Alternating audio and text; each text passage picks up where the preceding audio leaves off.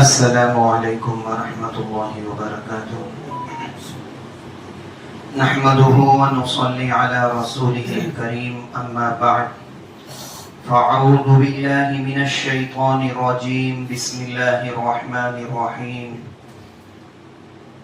قل للمؤمنین یغضوا من ابصارهم ويحفظوا فروجهم ذلك ازکى لهم ان اللہ خبیر بما یصنعون وقل للمؤمنات یغضضن من ابصارهن ويحفظن فروجهن صدق اللہ العظیم اللهم صل على سيدنا محمد وعلى آل سيدنا محمد وبارك وسلم۔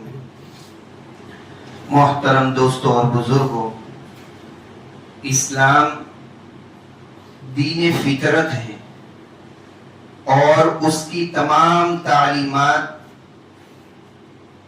از اول تا آخر انسان کی فلاح و صلاح، سعادت و نجات اور مسرت و اطمینان کی ضمانت ہے۔ اسلام نے ہر مسلمان کو پوری تاکید اور صراحت کے ساتھ عفت و عصمت کی ہمیشہ اور مکمل حفاظت کی تلقین فرمائی ہے۔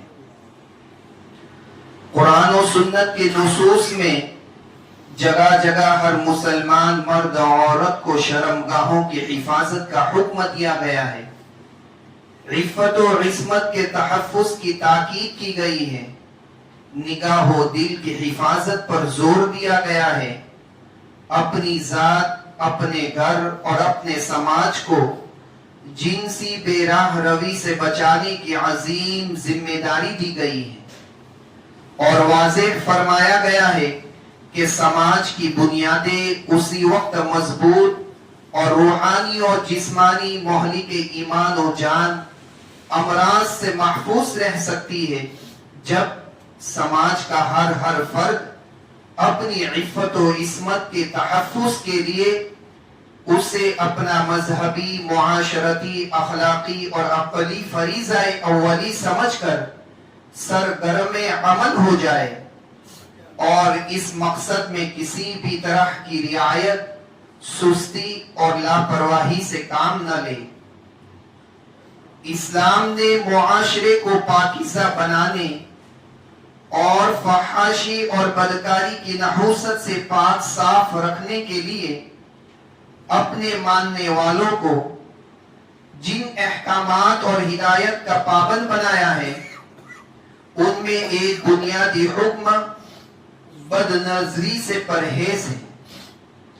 حقیقت واقعہ یہ ہے کہ انسان کے دل و نفس کا سب سے بڑا چوٹ اس کی نگاہ ہے۔ نگاہ کی پاکیزگی انسان کے تقوی کی بنیاد ہے اور بد نگاہی اکثر فواحش کی بنیاد ہے۔ انسان کی آنکھیں جب بے قابو اور بے لگام ہوتی ہے تو ان کا قہر فحاشی، بدکاری، عریانیت اور فتنوں کے روپ میں ظاہر ہوتا ہے۔ اسی لیے قرآن و حدیث میں بے حیائی اور بدکاری کے دروازے کو بند کرنے اور بالکل جڑ سے اسے ختم کرنے کے لیے بد نظری سے بچنے اور نگاہ کی حفاظت کا تاکیدی حکم جا بجا ملتا ہے اور یہ صراحت ملتی ہے کہ نگاہ کی حفاظت اور پاکیزگی اور عفت کی ضامن ہے۔ نگاہ کی حفاظت، پاکیزگی اور عفت کی ضامن ہے، جبکہ بد نگاہی بدکاری کا سب سے قوی اور مضبوط ذریعہ ہے۔ تمام حادثات اور گناہوں کا آغاز نگاہ سے ہوتا ہے۔ اکثر آگ چھوٹی سی چنگاری کے ذریعے ہی بھڑکتی ہوتی ہے۔ اسی طرح عموماً زنا اور فحاشی کے سنگین جرائم بد نگاہی کی دین ہوتی ہے۔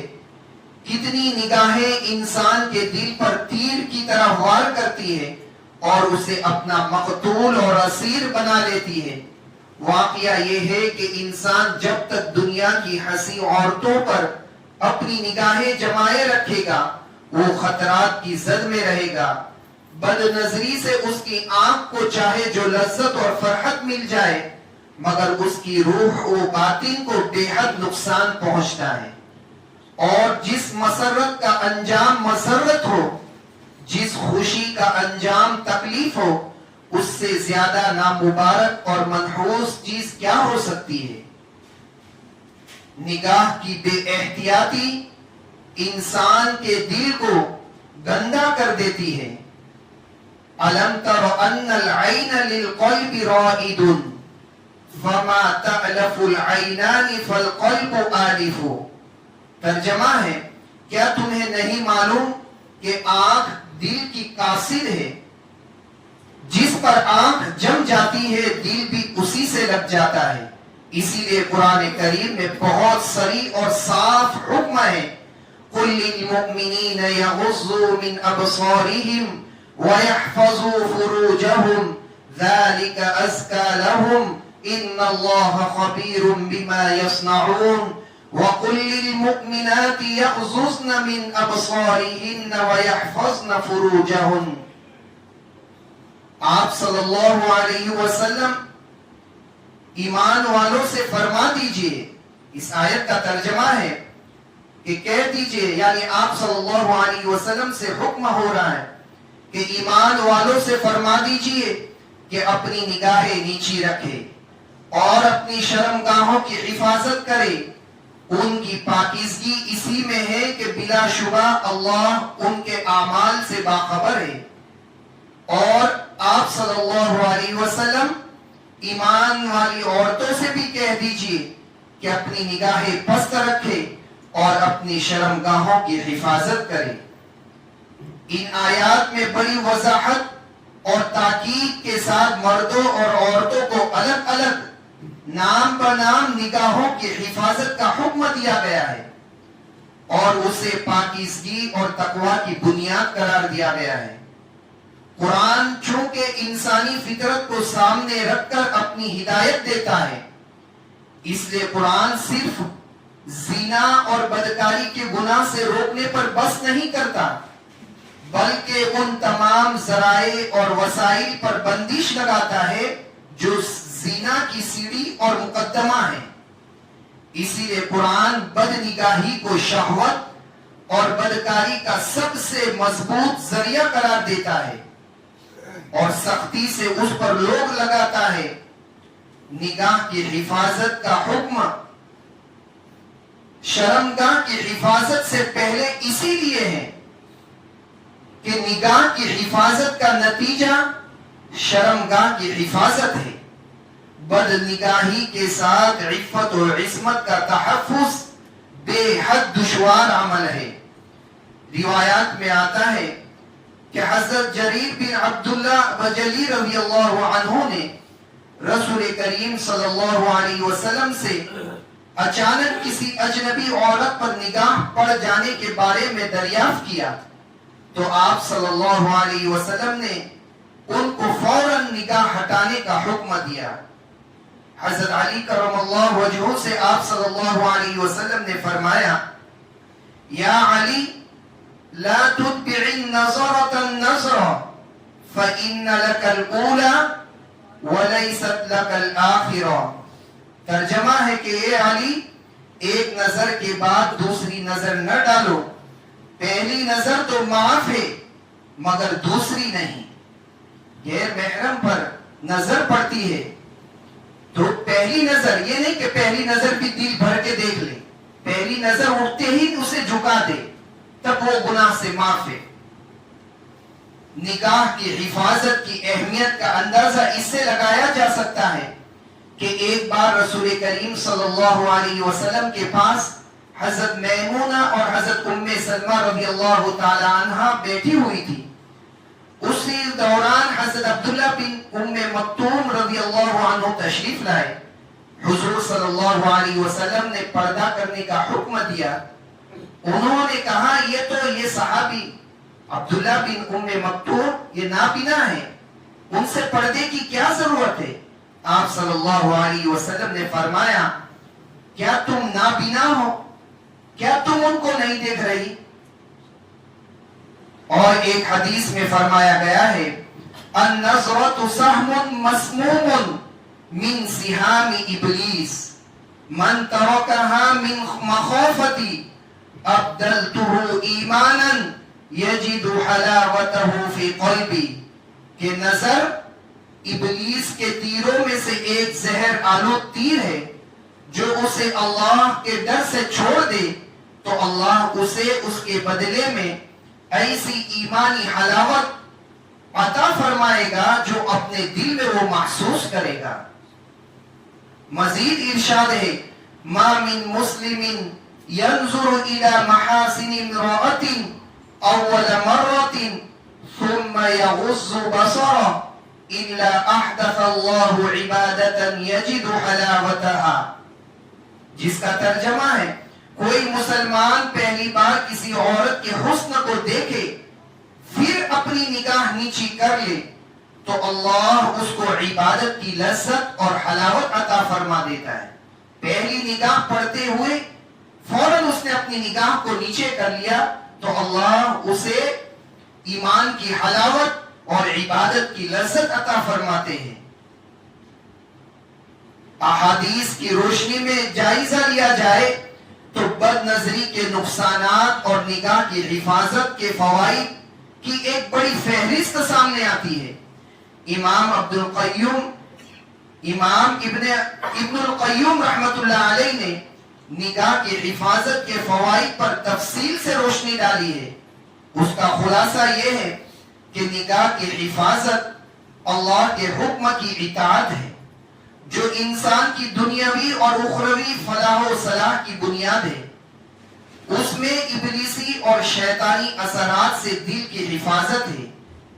نگاہ کی حفاظت رکھنا اس سے دل اللہ سے مانوس ہوتا ہے، اور اگر نگاہ کی حفاظت ہے تو اس سے دل میں نورانیت آتی ہے اور ظلمت دور ہوتی ہے۔ اس کے ذریعے بندہ مومن کو حق اور باطل میں امتیاز کرنے والی فراست عطا ہوتی ہے۔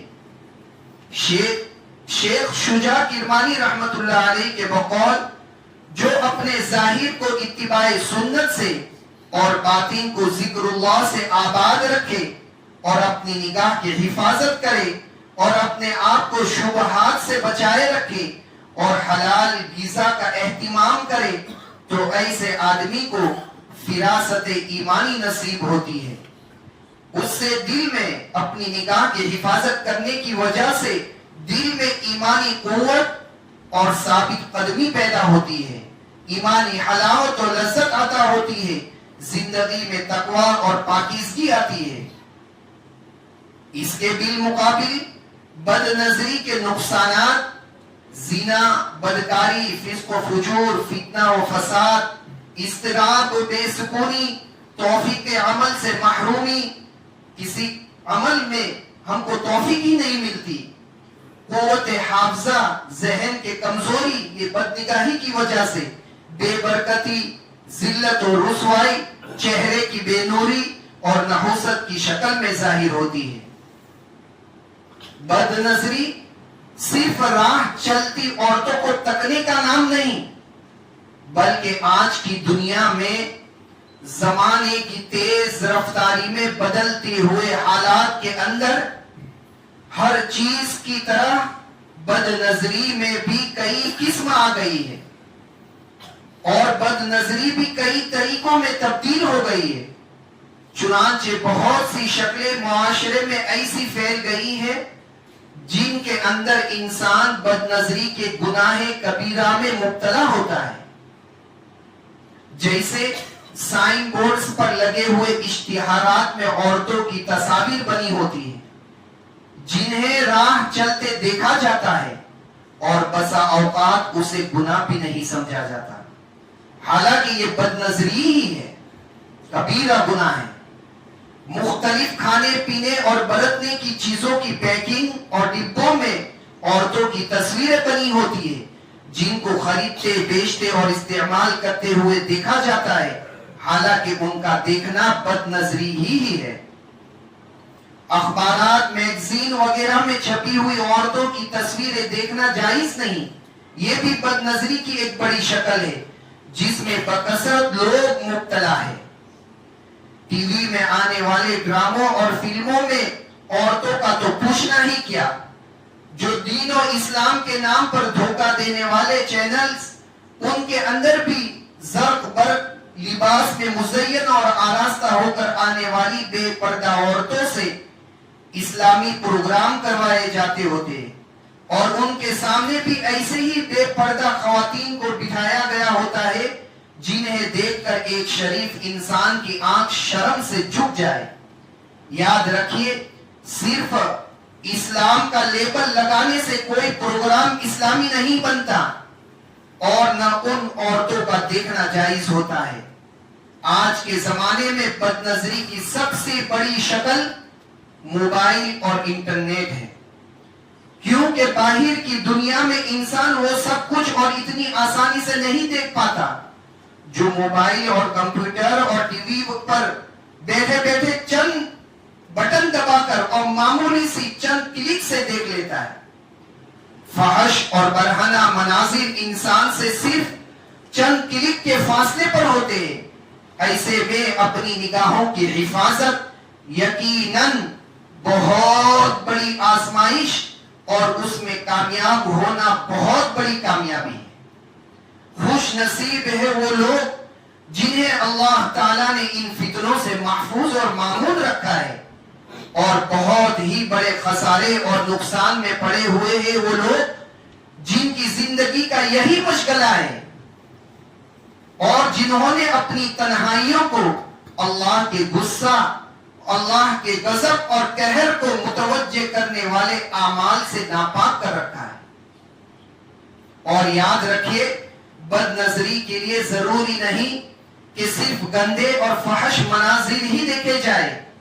اجنبی عورت کے جسم اور چہرے کو دیکھنا بذات خود بد نظری ہے، خواہ اس نے مکمل لباس ہی کیوں نہ پہنا ہو. پس جو لوگ فحش اور گندے مناظر کو انٹرنیٹ پر نہیں بھی دیکھتے، لیکن وہ عورتوں کی تصویریں اور کلپس اور مختلف قسم کے ویڈیوز دیکھ رہے ہوتے ہیں، وہ بھی بد نظری کے گناہ میں ہی مبتلا ہوتے ہیں. بلکہ ایسی اسلامک تصاویر اور ویڈیوز جن میں بے پردہ خواتین کو دیکھا گیا ہو، جن میں بے پردہ خواتین کو دکھایا گیا ہو، یا ان میں موسیقی کی دھنوں کا استعمال کیا گیا ہو، وہ بھی دیکھنا جائز نہیں. یہ سب بد نظری اور کانوں کے گناہ کی واضح شکلیں ہیں جو ہمارے معاشرے میں بہت تیزی سے پھیلتی جا رہی ہیں. ٹی وی میں خبریں نشر کرنے والے جو بے پردہ عورت اناؤنسر بنی ہوتی ہے، اس کو بھی دیکھنا بھی بد نظری ہے. صرف خبریں دیکھنے اور سننے کی نیت سے اسے دیکھنا جائز نہیں ہو جاتا کہ ہم صرف خبریں دیکھتے ہیں. بہت سے لوگ ٹی وی دیکھنے اور رکھنے کا عذر یہ پیش کرتے ہیں کہ یہ ہم نے صرف خبروں کے لیے اور حالات حاضرہ سے باخبر رہنے کے لیے رکھا ہوا ہے. حالانکہ ایک تو ان کی یہ بات ہی سرے سے غلط اور جھوٹی ہوتی ہے، کیونکہ وہ خبروں کے علاوہ بھی بہت کچھ دن رات دیکھ رہے ہوتے ہیں. پھر اگر مان بھی لیا جائے کہ وہ صرف خبریں ہی دیکھتے ہیں، تو اس کی کیا ضمانت ہے کہ ان کے گھر کے دوسرے افراد، گھر کی خواتین اور بچے ٹی وی میں سب کچھ نہیں دیکھتے؟ اور اگر بالفرض یہ بھی مان لے کہ گھر کا ہر فرد صرف خبریں ہی دیکھتا ہے، تو کیا خبریں سنانے والی عورت نہیں ہوتی؟ نیز کیا خبروں کے درمیان اور شروع اور آخر میں اشتہارات کے نام پر نیم عوریاں تصویریں سامنے نہیں آتی؟ یقیناً یہ سب نفس کی سکھائی ہوئی تعویلات ہیں جنہیں لوگوں کے سامنے رکھ کر تو اپنا بھرم قائم رکھا جا سکتا ہے، لیکن اللہ سے کچھ نہیں چھپایا جا سکتا ہے. اللہ ہر ڈھکے چھپے کو جانتا ہے. شادی بیاہ کے موقع پر بنائے گئے تصویری البم اور موویز کو گھروں میں رکھا جاتا ہے، اور اسے محرم اور نامحرم کے فرق کیے بغیر اور دیکھا بھی جاتا ہے اور دکھایا بھی جاتا ہے. یہ سب بد نظری کی شکلیں ہیں جن سے بچنا لازم ہے. بد نظری جس طرح عورت کو دیکھنے سے ہوتی ہے اسی طرح کسی خوبصورت بے ریش بغیر داڑھی کے لڑکے کو دیکھنے سے بھی ہوتی ہے. احادیث میں اس کی ممانعت وارد ہوئی ہے، چنانچہ اس سے بھی اجتناب ضروری ہے. بد نظری سے حفاظت ہر مسلمان مرد اور عورت پر فرض عین ہے. جس طرح نماز فرض عین ہے اسی طرح بد نگاہی بد نظری سے بچنا بھی فرض عین ہے. زندگی پر انسان نیک اعمال کرتا ہے مگر اس میں ایک برائی ہوتی ہے بد نظری، جس کی وجہ سے وہ آخر کار اسے کلمہ نصیب نہیں ہوتا. اتنی بری چیز ہے یہ. اس لیے ہر مسلمان کو چاہیے کہ وہ حفاظت نظر پر ملنے والے انعامات اور بد نگاہی کے سبب پہنچنے والے نقصانات کا اپنے دماغ میں استحضار رکھے اور اس گناہ سے اپنے آپ کو دور رکھے. الصبر على غض البصر ایسر من الصبر على الم ما بعد، یعنی کہ نگاہ کی حفاظت کا اہتمام اور اس راستے میں محنت بد نگاہی کے نتائج بد بھگتنے سے کہیں زیادہ آسان ہے. اللہ تعالیٰ سے دعا ہے کہ اللہ تعالیٰ ہم سبوں کو بد نگاہی کی سنگینی کو محسوس کرتے ہوئے، ہم پہلے تو اس کو گناہ ہی نہیں سمجھتے. کسی نامحرم کو موبائل ٹی وی میں دیکھنا اسے ہم گناہ ہی نہیں سمجھتے، حالانکہ کبیرہ گناہ ہے. اللہ تعالی ہم سب کو بد نگاہی کی سنگینی کو محسوس کرتے ہوئے اس سے پوری طرح بچنے کی توفیق نصیب فرمائے. آمین. وآخر دعوانا الحمدللہ.